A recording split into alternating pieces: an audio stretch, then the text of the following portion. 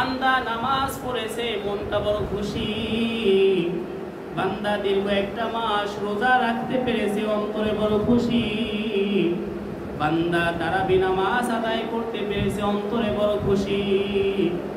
বান্দা কুরআনুল কারীম খতম করেছে, তিলাওয়াত করতে পেরেছে, এই জন্য মহা খুশি। এই যে বান্দা ইবাদত করতে পারলো, নেক আমল করতে পারলো, এই নেক আমলের পরে যদি বান্দা খুশি হয়, তাহলে বোঝা যাবে ওই ব্যক্তির ভিতরে ঈমান আছে। আর ওই ব্যক্তির আরেকটা আলামত হবে, বান্দা যখন গুনাহ করবে, গুনাহ হয়ে যাওয়ার সাথে সাথে বান্দা পেরেশান হয়ে যাবে। হায় হায়, আমি কি অপরাধ করে ফেলেছি, আমার এইটা উচিত হয় নাই। আমি আল্লাহ তাআলার কাছ থেকে মাফ না নেওয়া পর্যন্ত আমি ঘরে ফিরবো না। এইরকম পেরেশানি যাদের ভিতরে হবে, রাসূল বলে ফাআনতা মুমিন, তুমি একজন মুমিন। যেরকম সাহাবায়ে কেরাম ছিলেন পরিপূর্ণ ঈমানওয়ালা, নেক আমল করলে তারা আনন্দিত হইতেন, গুনাহ হয়ে গেলে তারা পেরেশানিত হয়ে যাইতেন। কোন সাহাবী মসজিদে নববীর খুঁটির সঙ্গে নিজেকে এমন ভাবে বেঁধে রাখতেন, বলে আল্লাহর পক্ষ থেকে যতক্ষণ পর্যন্ত এই আমার অপরাধের ক্ষমা ঘোষণা না হবে, ততক্ষণ পর্যন্ত আমি আর ঘরে ফিরে যাব না। কোন সাহাবী পাহাড়ের গুহায় গিয়ে কান্নাকাটি করতেন, সিজদায় গিয়ে আল্লাহকে ডাকতেন, বলতেন আল্লাহ যতক্ষণ পর্যন্ত আপনি আমার গুনাহ মাফ না করবেন, ততক্ষণ পর্যন্ত আমি বাড়ি ফিরে যাব না। গুনাহ তারা করতেন না, কিন্তু গুনাহ যদি হয়েও যাইতো, তারা গুনাহ মাফ নেওয়ার জন্য এরকম পেরেশান হয়ে যাইতো, পাগল পারা হয়ে যাইতো। এইটা হলো ঈমানদারের পরিচয়, এটা হলো ঈমানদারের আলামত। আমাদের ভিতরে নেক কাজের প্রতি মহাব্বত নাই, গুনাহের ভিতরে কোনো পেরেশানিও আমাদের ভিতরে নাই, যার কারণেই দেখা যায় আমাদের ভিতরে আছে উল্টাটা। নেক কাজ করতে গেলে তখন আমাদের পেরেশানি, আহারে একটা মাস রোজা রাখতে হবে, কত কষ্টের কাজ। এই বারবার মসজিদে আজান দেয়, বারবার নামাজ পড়তে হবে, এটা একটা পেরেশানি। আমরা নেক কাজকে এখন পেরেশানি বানাইয়া নিয়েছি। আমার এই যৌবন বয়সে আমার দাড়ি রাখতে হবে, এটা একটা পেরেশানি। আমার সম্পদ আছে, সম্পদ থেকে যাকাত দিতে হবে, এটা একটা পেরেশানি। আমার সম্পদ আল্লাহ দিয়েছেন, কোরবানি করতে হবে, কতগুলো টাকা খরচ হয়ে যাবে, একটা পেরেশানি। আমার সম্পদ আছে, আবার হজ করা ফরজ হয়ে গেছে, আমার হজ করতে হবে, এটা একটা পেরেশানি। আমাদের ভিতরে এখন উল্টা একটা ভাব চলে আসছে, যার কারণে আমরা নেক কাজ করলে পেরেশানিত হয়ে যাই, হয়রান হয়ে যাই, আর গুনাহ করলে তখন আমরা খুশি হয়ে যাই। জোরে বলেন নাউযুবিল্লাহ। গুনাহ করলে তখন আমাদের ভিতরে পেরেশানি আসে না। আহারে আমি নামাজ পড়তে পারি নাই, এজন্য কোনো পেরেশানি নাই। আমি রোজা রাখতে পারি নাই, এজন্য আমার কোনো আফসোস নাই, চোখের ভিতরে কোনো পানি নাই। আমার উপরে যাকাত খরচ হয়েছে, আমি যাকাত দেই নাই, এই জন্য আমার ভিতরে কোনো পেরেশানি নাই। আমি হালাল হারামের তমিজ করি না, আমি বিভিন্ন রকমের বৈধ অবৈধ পন্থায় উপার্জন করি, এই ব্যাপারে আমার পেরেশানি নাই। আমার স্ত্রী বেপরদায় চলে, আমার মেয়ে বেপরদায় স্কুল কলেজে যায়, এই ব্যাপারে আমার কোনো পেরেশানি নাই। আমার সন্তান নামাজ পড়ে না, আমার সন্তান বিড়ি সিগারেট খায়, আমি বাবা হয়ে কিছুই বলি না, এই ব্যাপারে আমার কোনো পেরেশানি নাই। আল্লাহ তাআলা বলে, ও বান্দা, শুধু নিজে নিজে ইবাদত করে জান্নাতে যাওয়া যাবে না। জান্নাতে যেতে হলে তোমার বাড়তি আরেকটা কাজ করতে হবে। তুমি নিজে জাহান্নাম থেকে আগে বাঁচবে, এরপরে তোমার আহাল পরিবারকেও জাহান্নাম থেকে বাঁচবার ব্যবস্থা করে দিতে হবে। তোমাদের কোনো ভয় নাই, তোমাদের কোনো চিন্তা নাই, কোনো পেরেশানি নাই। তোমাদেরই বিজয় হবে যদি তোমরা পরিপূর্ণ ঈমানদার হও। ঈমানদার হলে আল্লাহ তাআলা ঈমানদারদেরকে অবশ্যই বিজয় দান করবেন। বিজয় সবসময় ইমানদারের পক্ষেই হয়। এখানে সংখ্যা বড় বিষয় নয়, অস্ত্র বড় বিষয় নয়, বরং সমস্ত নবী রসুলদের যুগেই দেখবেন নবী রসুলরা ছিলেন একা ইমানের পক্ষে, অথচ বেঈমান কাফের ফাসিকদের দলে ছিল লক্ষ লক্ষ অনুসারী এবং তাদের অস্ত্র শস্ত্র অনেক কিছুই ছিল, কিন্তু একজন ইমানদারের সামনে কোনো কিছুই তারা ব্যবহার করতে পারে নাই। শত চেষ্টা করার পরেও ইমানদারের বিজয় আল্লাহ তাআলা নিশ্চিত করেছেন। জোরে বলুন সুবহানাল্লাহ। আজকে আমাদের ইমানের জোর না থাকার কারণেই সারা বিশ্বের ভিতরে প্রায় 2 থেকে 250 কোটি মুসলমান, এরপরও সারা বিশ্বে দেখবেন মুসলমানরা বেঈমানদের হাতে মার খাইতেছে।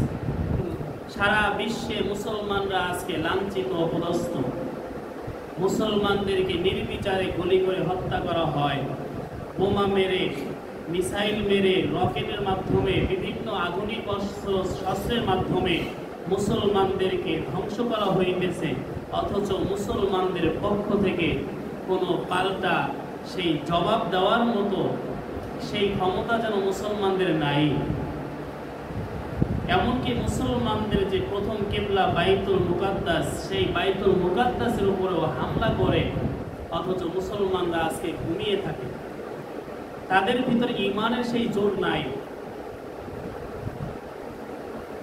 ইমানের জোর না থাকার কারণেই আজকে সারা বিশ্বের মুসলমানরা মার খাইতেছে এবং আল্লাহ তাআলার বিজয় আসতেছে না এবং আল্লাহ তাআলার সাহায্য আসে না। যেরকম ভাবে পয়গম্বর ইব্রাহিম আলাইহিস সালাতু ওয়াস সালাম ইরাকের ভিতরে আসছেন, ইরাকের ভিতরে তৎকালীন সময় 5 লক্ষ মানুষ ছিলেন যারা মুশরিক এবং তাদের যে প্রধান ছিলেন নমরুদ, নিজেকে খোদাই দাবিদার ছিলেন, নিজেকে খোদা বলে দাবি করতেন। এই 5 লক্ষ অনুসারীর খোদা দাবি করতেন তিনি, সবাই ছিল মূর্তি পূজারী। আর ওইদিকে ইব্রাহিম নবী একা ইমানদার। তিনি একা ইমানদার হওয়ার পরেও আল্লাহ তাআলার সাহায্য এবং বিজয় ইব্রাহিমের পক্ষেই আসছে। সমস্ত মুশরিকরা গেছে মেলায়, ইব্রাহিম নবী তাদের উপাসনালয়ে ঢুকে মূর্তিগুলো একটা একটা করে সব ভেঙে বড় মূর্তির ঘাড়ে কুড়ালটা ঝুলিয়ে রাখছে। এই খবর যখন নমরুদের কাছে গেছে, নমরুদ বলতেছে ওকে কঠিন শাস্তি দিতে হবে। কি শাস্তি? বলে তাকে শুলে চড়াইয়া আগুনের ভিতরে ফালাইতে হবে, যাতে করে এরকম দুঃসাহস আর কেউ দেখাইতে না পারে। ইব্রাহিম নবী একা, তার পক্ষে একটা মানুষও ছিল না, এমনকি তার জন্মদাতা পিতা সেও কিন্তু তার বিরুদ্ধে। সবাই মিলে সিদ্ধান্ত নিয়েছে তাকে আগুনের ভিতরে ফালাইবে। সেই আগুনের ভিতরে আগুনের গর্ত এত বেশি করেছে, আগুনের তেজ এত বেশি ছিল যে তার কাছাকাছি যাওয়াও সম্ভব না, যার কারণে দূরে চরক গাছের ভিতরে ইব্রাহিম নবীকে লটকাইয়া তারপরে নিক্ষেপ করা হয়েছে। কিন্তু ইব্রাহিম নবী দুনিয়ার কোনো বন্ধু বান্ধবের উপরে ভরসা করে নাই, কোনো সঙ্গী সাথীর উপরে ভরসা করে নাই, নিজের বাবার উপরেও ভরসা করে নাই, বরং তার ভিতর ঈমানের পাওয়ার ছিল। তিনি আল্লাহ তাআলার কাছে সাহায্য চেয়েছেন। আল্লাহ তাআলা জিবরাইলকে পাঠাইয়া দিলেন, যাও ইব্রাহিম নবীকে গিয়ে বলো যে আল্লাহ তাআলা আমাকে পাঠাইছেন আপনার সাহায্যের জন্য। ইব্রাহিম নবী বলেন, আমার দুনিয়ার কোনো কারো সাহায্যের প্রয়োজন নাই, বরং আমি যার জন্য আগুনে নিক্ষিপ্ত হইতেছে ওই আল্লাহ তো আমাকে দেখতেছেন, ওই আল্লাহই আমাকে হেফাজত করবেন। জোরে কোন সুবহানাল্লাহ। ইব্রাহিম নবীকে আগুনের ভিতরে ফালানো হলো। ওইদিকে আল্লাহ তাআলা আগুনকে ঘোষণা করে দিলেন, কুলনা ইয়া নারু কুনি বারদাও ওয়া সালামান আলা ইব্রাহিম। হে আগুন, তুমি আমার ইব্রাহিমের জন্য আরামদায়ক হয়ে যাও। জোরে কোন সুবহানাল্লাহ। ইব্রাহিম নবী আগুনের ভিতরে পড়ে যায়। দুনিয়ার কোন সৈন্যরা আগুনের কাছে যেতে পারে না। নমরুদ নিজেকে খোদা দাবি করে, কিন্তু সেও আগুনের কাছে যেতে পারে না, আগুন তাকেও ছাড়ে না। কিন্তু ইব্রাহিম নবীকে আগুনের ভিতরে ফেলাবার পরে ইব্রাহিম নবীর একটা পশম জ্বলে না। জোরে কোন সুবহানাল্লাহ। নমরুদ চিন্তা করলো যেই আগুন আমাকে ছাড়ে না আর ইব্রাহিম নবীকে ধরেও না, অতএব ইব্রাহিমকে এইভাবে আর মারা যাবে না। ইব্রাহিম সাধারণ কোন মানুষ নয়, তিনি সত্যি আল্লাহ তাআলার প্রেরিত নবী। তার সাথে এভাবে ফাইট করা যাবে না, সুতরাং তাকে ছেড়ে দাও। ছেড়ে দেওয়া হলো। কিন্তু কিছু চুলকানি যুক্ত মানুষ সর্বযুগেই থাকে। এরা শুধু বারবার বারবার নমরুদকে চুলকাইতেছে যে ইব্রাহিমকে এভাবে ছেড়ে দিলে তো হয় না, আপনি ইব্রাহিমের একটা ব্যবস্থা করেন, আগুন দিয়ে পারেন না, এটা অন্যভাবে করেন। এখন নমরুদের ভিতরে ভয় যে এটা আসলে সাধারণ কোনো মানুষ না, ইব্রাহিমের সাথে ফাইট করা আমার পক্ষে সম্ভব না। এখন যেহেতু সে খোদাই দাবি করে, এটা তার মুখ করে বলতেও পারে না যে ইব্রাহিমের সাথে আমি পারি না। সে বলতেছে ইব্রাহিমের সাথে আমি কেন লাগতে যাব, আমি লাগবো ইব্রাহিমের খোদার সাথে। জোরে বল নাউজুবিল্লাহ। তাহলে ইব্রাহিম সাধারণ একটা পূজা, ওর সাথে ফাইট করা আমার সাজে? আমি ফাইট করব ইব্রাহিম যারে খোদা মানে তার সাথে। যাও এই প্রস্তাব দিয়ে আসো। তো নমরুদ বাধ্য হয়েছে। এবার ইব্রাহিম নবীর কাছে এসে বলতেছে যে আমাদের খোদা নমরুদ, তিনি তোমার খোদার সাথে ফাইট করবে, তোমার সাথে ফাইট করা তার মানায় না। ইব্রাহিম নবী রাজি হয়ে গেলেন। এবার নমরুদ তার তীরন্দাজ বাহিনী নিয়ে তীর নিক্ষেপ করলো। আল্লাহ তাআলাও তার সাথে একটু তামাশা করলো। উপরে যেই কয়টা তীর নিক্ষেপ করে প্রত্যেকটা তীরের ভিতরে রক্ত লাগাইয়া জমিয়ে ফেরত পাঠায়। জোরে কোন সুবহানাল্লাহ। নমরুদ তো মহা খুশি, দেখো ইব্রাহিম তোমার খোদারে মেরে ফেলছে, এই দেখো তীর মারছি, তোমার খোদার রক্ত এই তীরে লেগে গেছে, তোমার খোদায় শেষ, এখন তুমি আমাকেই খোদা মানো। জোরে কোন নাউজুবিল্লাহ। তাহলে যেই কথা বুঝাইতে চাইলাম যে ইমানদার ব্যক্তি যদি ইমানের উপরে মজবুতি অর্জন করে, তাহলে দুনিয়ার কোনো বিপদ, দুনিয়ার কোনো বাধা তাকে আল্লাহর পথ থেকে বিচ্যুত করতে পারে না, বরং ওই ইমানদারের পক্ষে আল্লাহ তাআলার সাহায্য এবং বিজয় সব সময় থাকে। জোরে কোন সুবহানাল্লাহ। আজকে সেই মজবুতি ইমান আমাদের ভিতরে নাই। এখন আমার আপনার ভিতরে ইমান আছে না নাই এটা বুঝবেন কিভাবে? এটা একটা মাপকাঠির দরকার। আল্লাহর রাসূল হাদিসের ভিতরে বলেন, ইযা সাররাতকা হাসানাতুকা ওয়া সাআতকা সাইয়্যাতুকা ফাআনতা মুমিন। যদি তুমি নেক আমল করার পরে তোমার ভিতরে আনন্দ হয়, তুমি যদি ভালো কাজ করার পরে তুমি যদি আনন্দ পাও, আর যদি গুনাহ করার পরে যদি তোমার পেরেশানি আসে, নিজেকে অপরাধী মনে হয়, তাহলে তুমি মুমিন। জয় কোন সুবহানাল্লাহ। নেক কাজ করতে যদি তোমার ভালো লাগে, বান্দা নামাজ পড়েছে মনটা বড় খুশি, বান্দা দীর্ঘ একটা মাস রোজা রাখতে পেরেছে অন্তরে বড় খুশি, বান্দা তারাবি নামাজ আদায় করতে পেরেছে অন্তরে বড় খুশি, বান্দা কুরআনুল কারীম খতম করেছে, তিলাওয়াত করতে পেরেছে, এই জন্য মহা খুশি। এই যে বান্দা ইবাদত করতে পারলো, নেক আমল করতে পারলো, এই নেক আমলের পরে যদি বান্দা খুশি হয়, তাহলে বোঝা যাবে ওই ব্যক্তির ভিতরে ঈমান আছে। আর ওই ব্যক্তির আরেকটা আলামত হবে, বান্দা যখন গুনাহ করবে, গুনাহ হয়ে যাওয়ার সাথে সাথে বান্দা পেরেশান হয়ে যাবে, হায় হায় আমি কি অপরাধ করে ফেলেছি, আমার এইটা উচিত হয় নাই, আমি আল্লাহ তাআলার কাছ থেকে মাফ না নেওয়া পর্যন্ত আমি ঘরে ফিরব না। এইরকম পেরেশানি যাদের ভিতরে হবে, রাসূল বলে ফাআনতা মুমিন, তুমি একজন মুমিন।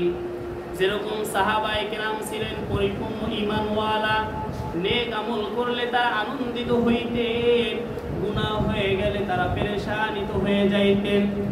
কোন সাহাবী মসজিদে নববীর খুঁটির সঙ্গে নিজেকে এমন ভাবে বেঁধে রাখতেন, বলে আল্লাহর পক্ষ থেকে যতক্ষণ পর্যন্ত এই আমার অপরাধের ক্ষমা ঘোষণা না হবে ততক্ষণ পর্যন্ত আমি আর ঘরে ফিরে যাব না।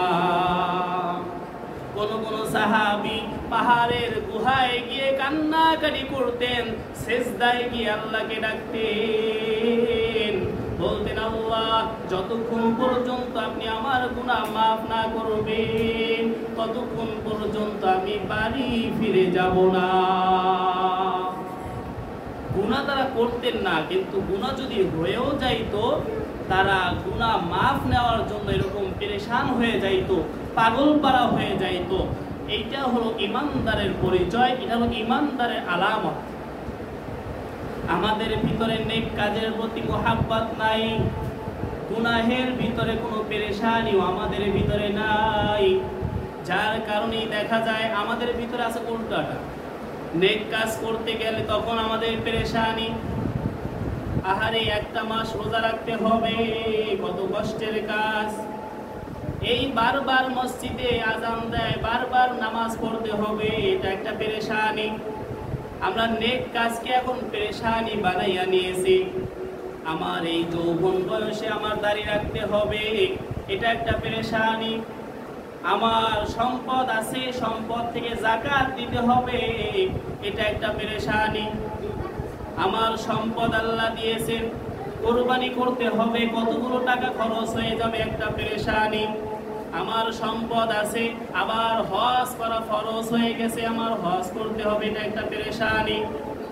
আমাদের ভিতরে এখন উল্টা একটা ভাব চলে আসছে, যার কারণে আমরা নেক কাজ করলে পেরেশানিত হয়ে যাই, হয়রান হয়ে যাই, আর গুনাহ করলে তখন আমরা খুশি হয়ে যাই। জোরে বলেন নাউজুবিল্লাহ।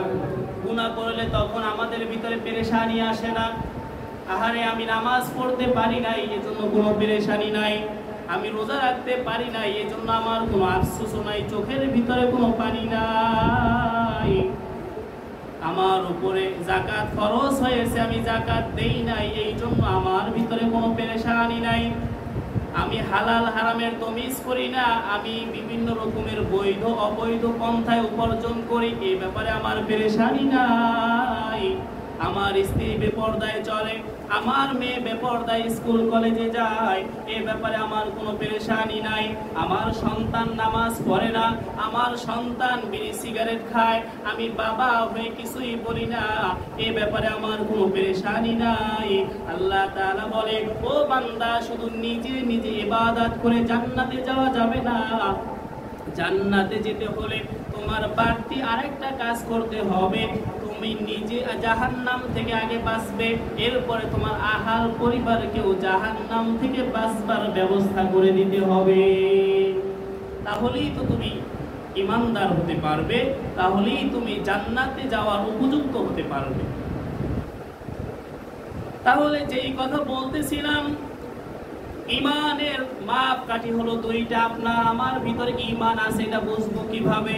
যখন আপনার আমার ভিতরে নেক কাজ করার পরে আমার ভিতরে ভালো লাগা কাজ করবে, আনন্দ হবে, তখন বুঝতে হবে আপনার ভিতরে ঈমান আছে।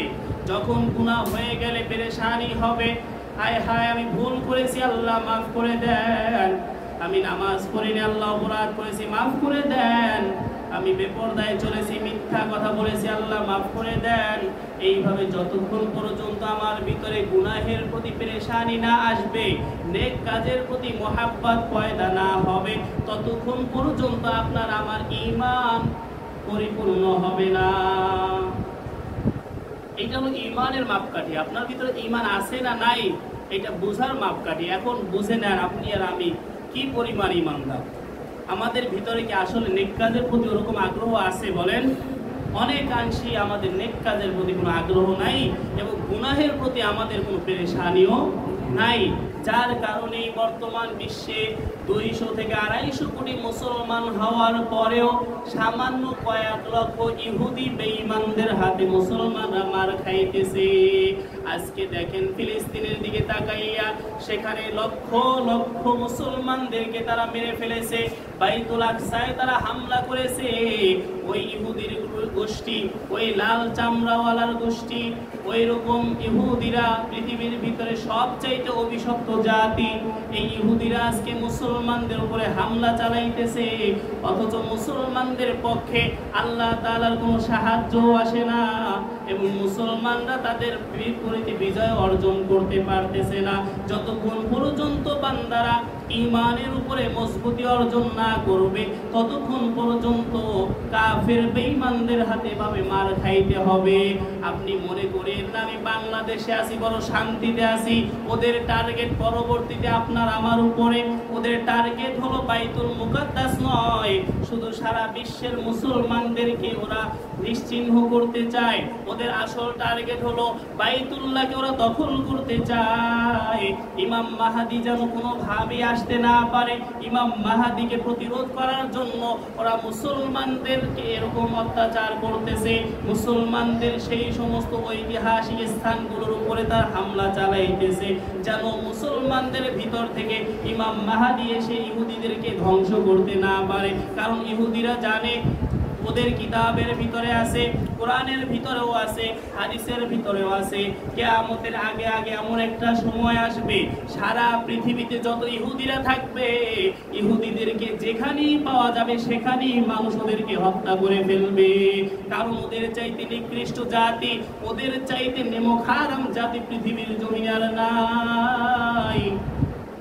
এমনকি যেই গাছের পিছনে লুকাইয়া থাকবে, গাছের জবান খুলে যাবে, গাছ ডেকে ডেকে বলবে, হে মুজাহিদ ভাই, আমার পিছনে একটা ইহুদি পলাইয়া আছে, ওটাকে হত্যা করো। কারণ ওরা এত পরিমাণে মানুষের উপরে অত্যাচারের স্টিম রোলার চালাবে, এত পরিমাণে ওরা এই জমিনের ভিতরে পাপাচার করবে, এত রকমের ওরা খুন খারাপি করবে। এটা আসমানি কিতাবের ভিতরে আছে। অতএব এই মুহূর্তে এসেও যদি মুসলমানদের ঈমান শক্তিশালী না হয়, তাহলে মুসলমানদের উপরে কখনোই আল্লাহ তাআলা সেই সাহায্য আসবে না। এজন্য ঈমানের উপরে মজবুতি অর্জন করতে হবে। আল্লাহ এজন্যই বলেন, ওয়ালা তাহিনু ওয়ালা তাহজানু ওয়া আনতুমুল আলাউনা ইন কুনতুম মুমিনিন। বদরের যুদ্ধের সময় আল্লাহ রাসূল 313 জন সাহাবী নিয়ে হাজার হাজার কাফেরদের মোকাবেলায় যুদ্ধে অংশগ্রহণ করতে যাইতেছেন।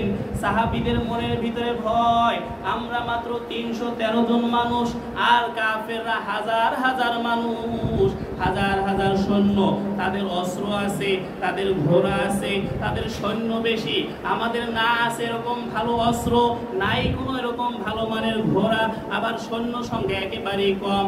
আমরা যদি যুদ্ধে যাই হয়তো আমরা ওখানেই শহীদ হয়ে যাব, আমরা হয়তো আর বাড়িতে ফিরে আসতে পারবো না, এরকম একটা ভয়। আল্লাহ তাআলা ওই সময় আয়াত নাজিল করে সান্ত্বনা দেয়, ওয়ালা তাহিনু ওয়ালা তাহজানু ওয়া আনতুমুল আ'লাউনা ইন কুনতুম মুমিনিন। তোমাদের কোনো ভয় নাই, তোমাদের কোনো পেরেশানি নাই, তোমাদেরই বিজয় হবে যদি তোমরা পরিপূর্ণ ঈমানদার হও। জোরে কোন সুবহানাল্লাহ।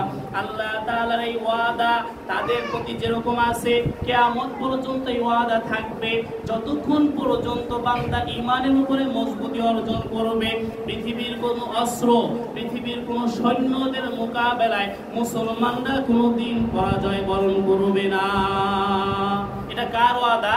আল্লাহ তাআলার ওয়াদা। কিন্তু শর্ত হলো তাকে ঈমানের উপরে মজবুতি অর্জন করতে হবে। এই ঈমানের উপরে মজবুতি অর্জন তখন হবে যখন সাহাবীওয়ালা ঈমান আমরা গ্রহণ করতে পারবো। সাহাবীরা গুনাহের কাজ করতেন না, কিন্তু গুনাহ হয়ে গেলে তওবা করতে দেরি করতেন না। তাদের ভিতরে পেরেশানি ছিল, নেক কাজের প্রতিযোগিতা ছিল। এই জন্যই তাদেরকে আল্লাহ তাআলা বিভিন্নভাবে আসমানি সাহায্য করেছেন। আল্লাহ তাআলা ভিন্ন আয়াতের ভিতরে বলেন, ওয়া'দাল্লাহুল্লাযীনা আমানু ওয়া আমিলুস সালিহাত লা ইস্তাখলিফান্নাহুম ফিল আরদ আল্লাহ তাআলা তোমাদের সাথে ওয়াদা করেছেন যতক্ষণ পর্যন্ত তোমরা ঈমান এবং আমলের উপরে অটল থাকতে পারবে, ঈমান এবং আমলের উপরে মজবুতি অর্জন করতে পারবে, লা ইস্তাখলিফান্নাহুম ফিল আরদ, এই জমিনের শাসন ক্ষমতা তোমাদের হাতে আল্লাহ দিয়া দিবে। জোরে গান সুবহানাল্লাহ। এই জমিনের শাসন ক্ষমতা আল্লাহ দিবেন ঈমানদারের হাতে।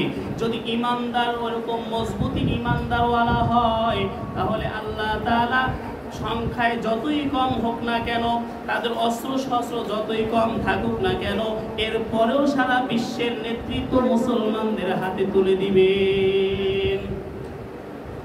তাহলে এই মুসলমানে আমাদের হতে হবে। উহুদের যুদ্ধের সময় নবী সাহাবীদেরকে একটা কমান্ড করেছিলেন, তোমরা এই পাহাড়ের গিরিপথে দাঁড়াইয়া থাকো, তোমরা এই জায়গায় পাহারা দাও। কিন্তু তারা রাসূলের একটা কমান্ড মানতে পারে নাই, তারা সেই নির্দিষ্ট স্থানে থেকে সরে গেল, যার কারণে উহুদের যুদ্ধে রাসূলের দান মোবারক শহীদ হয়ে যায়। রাসূলের মাথার লোহার হেলমেট ভেঙে মাথার ভিতরে জখম হয়ে যায়, রাসূলের শরীর রক্ত মোবারক জমিনের ভিতরে প্রবাহিত হয়ে যায়।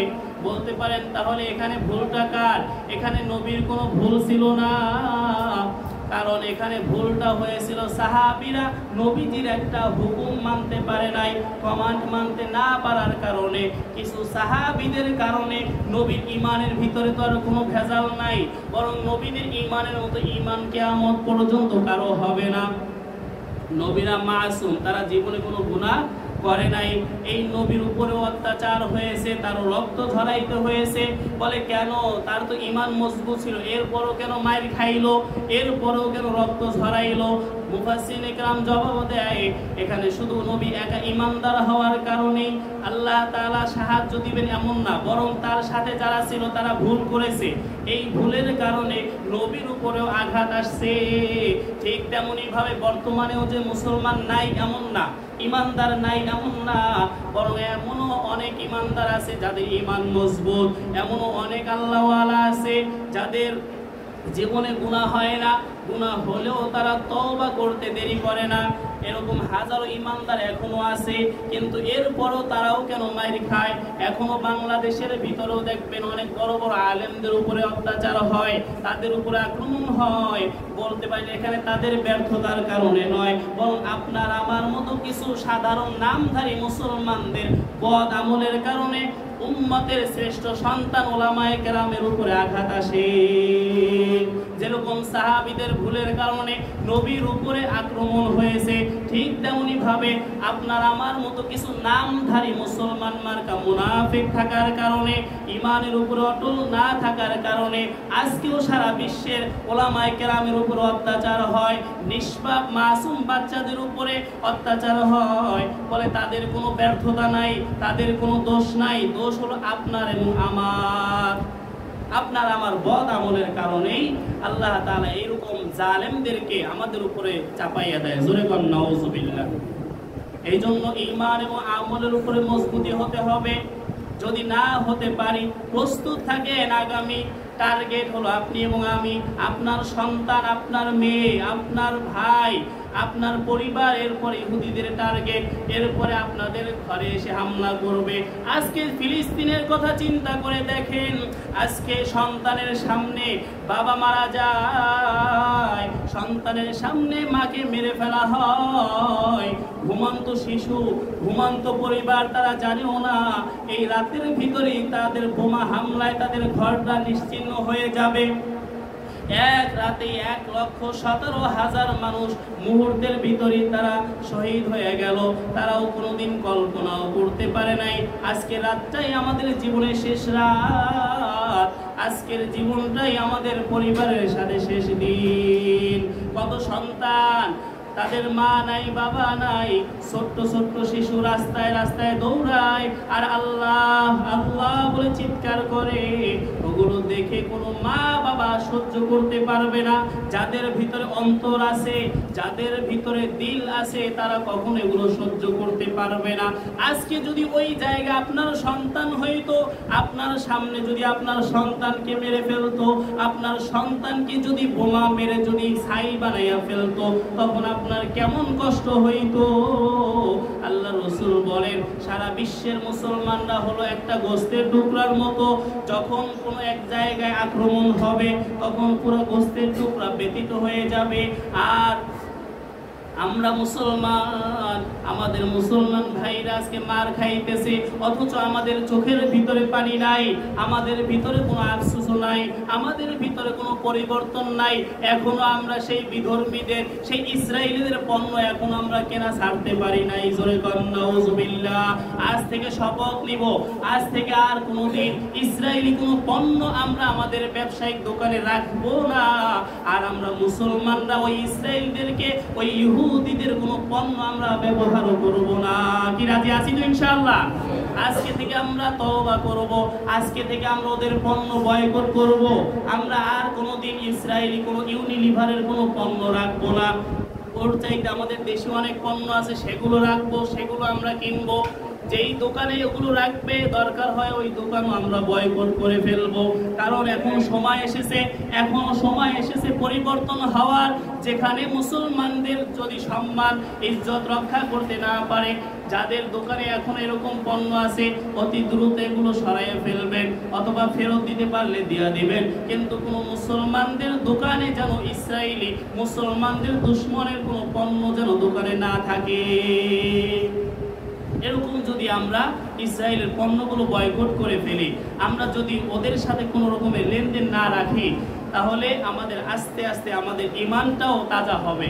কেননা আমরা ইসরায়েলের তা খেয়ে পড়ে, ইসরায়েলের সব কিছু ব্যবহার করে আমরা যদি মুখে মুখে বলি যে ওরা আমাদের শত্রু, ওদের সাথে যুদ্ধ হবে, ফাইট হবে, এটা কখনো হয় না। এই জন্য আগে ওদের থেকে সমস্ত কিছু ছিন্ন করতে হবে। ওদের সাথে কোনো মুসলমানদের, শুধু মুসলমান নয়, যাদের ভিতরে মানবতা আছে, যাদের ভিতরে দিল আছে, অন্তর আছে, এদের সাথে কোনো সম্পর্ক তাদের থাকতে পারে না। এর প্রতিবাদের জন্য আজ বাদ আসর আপনাদের এই যে বোর্ড অফিস বাজারে এক বিক্ষোভ মিছিল হবে, সেখানে আপনারা যাবেন তো ইনশাআল্লাহ। সেখানে গিয়ে আমরা প্রমাণ করে দিব যে আমরা ইসরায়েলের বিপক্ষে, আমরা মুসলমানদের পক্ষে। কি রাজি আছি তো ইনশাআল্লাহ? আজকে আসরের নামাজের পরে আমরা সবাই চেষ্টা করব আসরের নামাজ বোর্ড অফিস সেখানে গিয়ে পড়ার, সেখানে বিক্ষোভ মিছিল হবে, ইসরায়েলি পণ্য বয়কট করার, এবং এই যে হত্যাযজ্ঞ হয়েছে এর প্রতিবাদ করার জন্য আমরা সবাই একতাবদ্ধ হয়ে আমরা যদি এরকম একটা আন্দোলন করতে পারি, সারা বিশ্ব দেখবে যে না, মুসলমানরা ঘুমাইয়া নাই, তারা যার যার অবস্থান থেকে প্রতিবাদ জানাইতেছে। আমাদের এই সক্ষমতা নাই যে ফিলিস্তিনে গিয়ে তাদের পাশে দাঁড়াবো, যুদ্ধ করব, এই সক্ষমতা আমাদের নাই। যদি এই সক্ষমতা থাকতো, আমি বিশ্বাস করি বাংলাদেশ থেকেও হাজার হাজার লক্ষ লক্ষ যুবক যুদ্ধ করার জন্য প্রস্তুত আছে। কথা বলেন ঠিক কিনা? এই যুদ্ধ করার জন্য এই যে একটা মনের ভিতরে একটা যন্ত্রণা, দহন, এইটাও যদি আপনার ভিতরে থাকে, বোঝা যাবে যে আসলেই আপনার ভিতরে ঈমান বলতে একটা জিনিস আছে। আর যদি কোনো কষ্টই না লাগে, আপনি মুসলমানের সাইনবোর্ড ব্যবহার করতেছেন ঠিক, কিন্তু আপনার ভিতরে ঈমানই নাই। অতএব ঈমানদার হিসেবে, মুসলমান হিসেবে ঈমান আমলকে হেফাজত করার উদ্দেশ্যে আমরা সবাই একতাবদ্ধ হয়ে আমরা সেখানে প্রতিবাদ জানাবো। আল্লাহ তাআলা আমাদের সবাইকে যা কিছু আলোচনা হয়েছে আমল করার তৌফিক দান করুন। সকল বলে আমিন। ওয়া মা আলাইনা ইল্লাল বালাগ। আসসালামু আলাইকুম ওয়া রাহমাতুল্লাহি।